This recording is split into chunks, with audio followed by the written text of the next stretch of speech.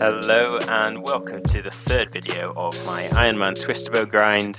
Last video we ended off on 62 purples without the T-bow, and we did mostly solo CMs in that video, ending up on 850 kc. Since then I figured out how to do 3+12s with 3 Ironmen on the team relatively efficiently, and it's actually my best points per hour now, so you'll see a lot of that in this video. If you want to know more about how we do the 3+12s, I did just release a guide on this on my channel, which I'll link in the description, and so I won't really show much about how we do them in the video. It'll mostly just be showing the drops we get with a few other bits, so hope you enjoy.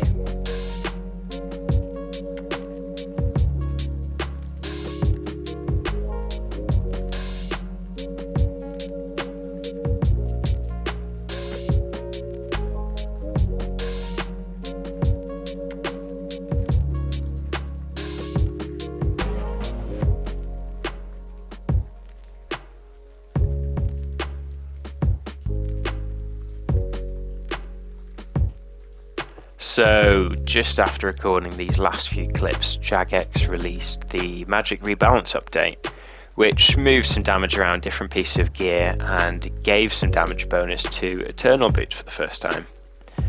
And if you've watched the 3+12 guide, then you know that we ice barrage pretty much every room.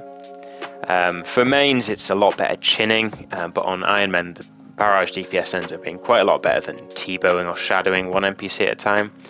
And it's not worth the time catching chins for scales unless you're doing way higher scales.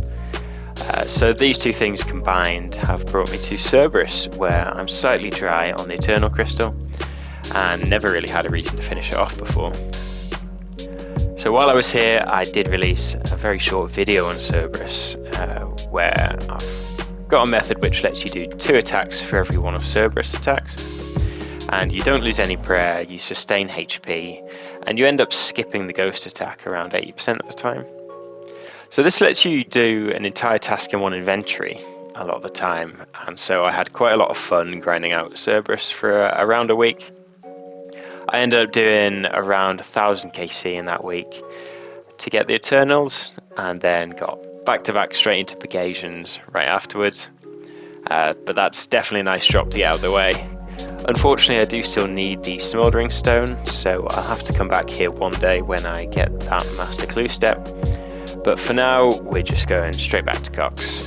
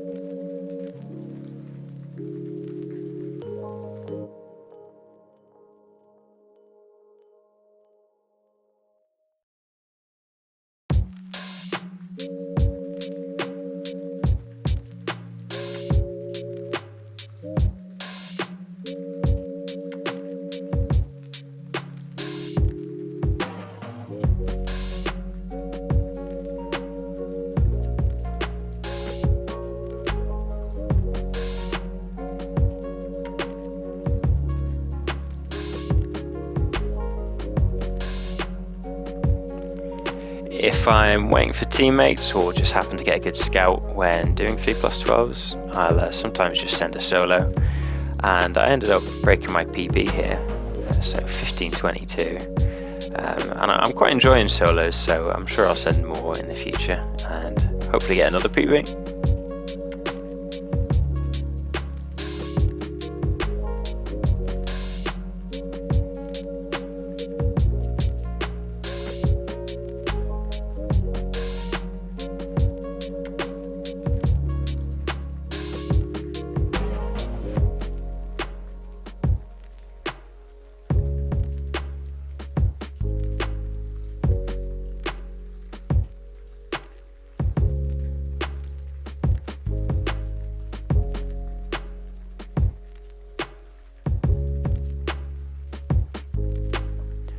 I've also done a few 2+13s instead of 3+12s, just when we don't have a third person.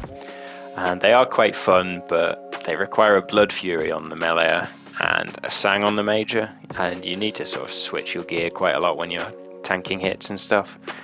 And the Sang does slow things down a bit, but still they're quite fun. And this dex here is actually my 69th purple, which puts me at exactly 2 times the rate for the twister boat. So that's a fun little milestone.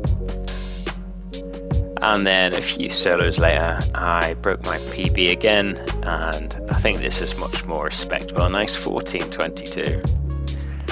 And then yeah, not long after that, I actually got back-to-back dexes, again just doing regular solos. And then I had a maxing party, so I've been slowly chipping away at my skills in the background over the last few months. And then a load of friends came to see me get that max cape finally.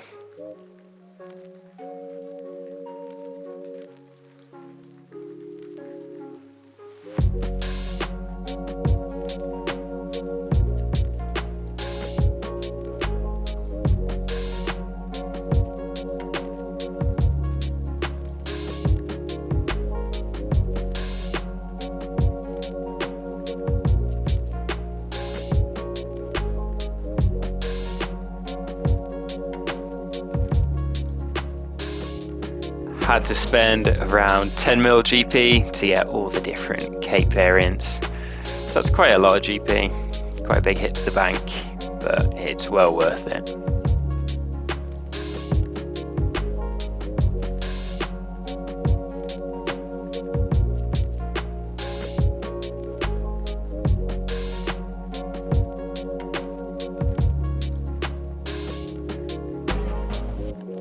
Now the bank is looking nice and clean with the max cape and all the different combat variants looking nice and neat.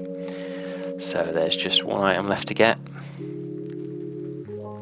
But before going back to Cox, just did a quick hard mode top to celebrate, and we got rewarded with a Justy plate, which is a lovely 3.6 million GP ALK to get a bit of that cash tag back.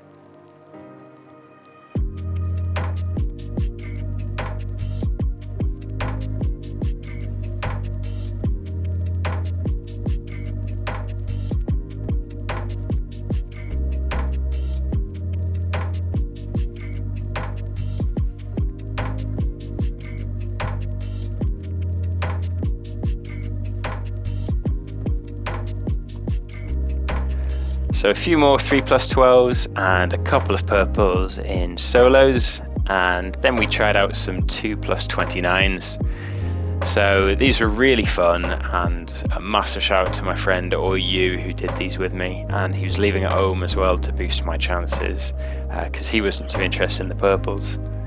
And these were really fun to try out. It's really enjoyable sort of figuring out how to lure things in the rooms and clump them up to get chins and barrages off. Unfortunately we got a white light on all 3 that we did, but we might do a few more of these again in the future. And then I tried a 1+30 solo boost, which took way longer than I thought it would, but was still really fun overall. So Ohm took about 2 hours on its own, and I could have got the rooms done much faster. I was AFKing a bit and took a while to figure things out, but I don't think I'll be doing one of these again anyway. So I'll probably just go back to regular solos and 3+12s if I can get teammates for that.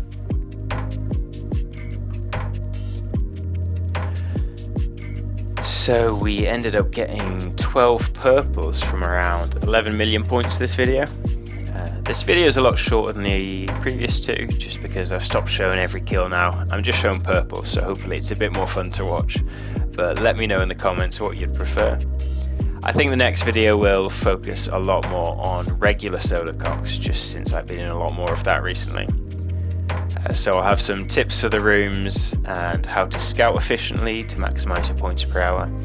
So do subscribe if you want to see that. Now that I'm maxed, I don't really have anything else that I'm doing on the side, so all my time will be spent doing cocks now pretty much. I've got around 12,000 black chins from getting 99 Hunter. I've got 30,000 dragon arrows, loads of dragon darts, and plenty of herbs for potions from cocks as well. So I've got basically everything I need to start speedrunning except for the TiVo. So I'm going to follow in the footsteps of friend OSRS and say that I won't release the next video until I get the TiVo, no matter how long that takes. So I hope you all enjoyed the video, and I'll hopefully see you very soon with a twisted bow and we can start doing some fun content.